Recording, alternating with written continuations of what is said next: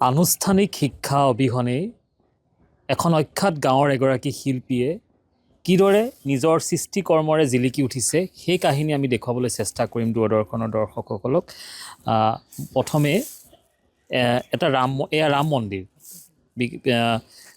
বিশ্বখ্যাত ভাৰতৰ যি গৌৰৱ ধ্বজা বহনকাৰী ৰাম মন্দিৰ বাঁহেৰে নিৰ্মাণ কৰিছে মৰিগাঁৱৰ ২ নং গোনামৰাৰ ধীৰাজ পাটৰ নামৰ শিল্পীগৰাকীয়ে।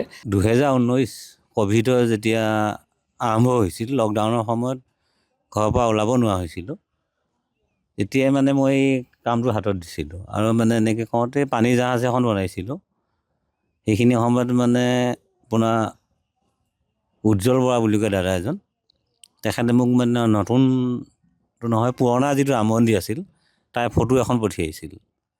তেখেতে কৈছিল যে এইটো বনাই চাচোন, হয়তো বাঁহেৰে ৰাম মন্দিৰ বনোৱা প্ৰথমজন ব্যক্তি হ'ব পাৰা। ফটোখন ইমান স্পষ্ট নাছিল কাৰণে মই ল'ৰাটোক মানে কি গুগলত চাৰ্চ কৰিব দিলোঁ। তেতিয়া নতুনকৈ মানে এই নতুন যিটো আৰ্হি ৰাম মন্দিৰ ফটোখন মানে উলিয়াইছিলে, মানে এই আৰ্হিত হ'ব। মই সেই ল'ৰাটো কম্পিউটাৰৰ পৰা মই মানে এই ফটোখন ডাঙৰ কৰি A4 পেপাৰত উলিয়াই ল'লোঁ। লৈ প্ৰায় 1 মাহমান ফটোখন চাই আছোঁ। 1 মাহমান পিছৰ পৰাই আৰম্ভ কৰিছিলোঁ মই ৰাম মন্দিৰটো। মানে এইটো ফেচবুকত ক'ৰবাত দিওঁ, কোনোবা আগ্ৰহী মানে ভাল পালে অৰ্ডাৰ দিয়ে, বনাই দিওঁ। কেৱল নিজৰ সৃজনীশীলতাৰ জৰিয়তে জিলিকি উঠিছে।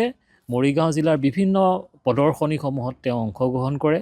কেৱল ৰাম মন্দিৰ বুলিয়ে নহয়, তেওঁ বহু সৃষ্টিকৰ্ম কৰিছে, যি সৃষ্টিকৰ্মসমূহৰ জৰিয়তে তেওঁ জিলিকি উঠিছে।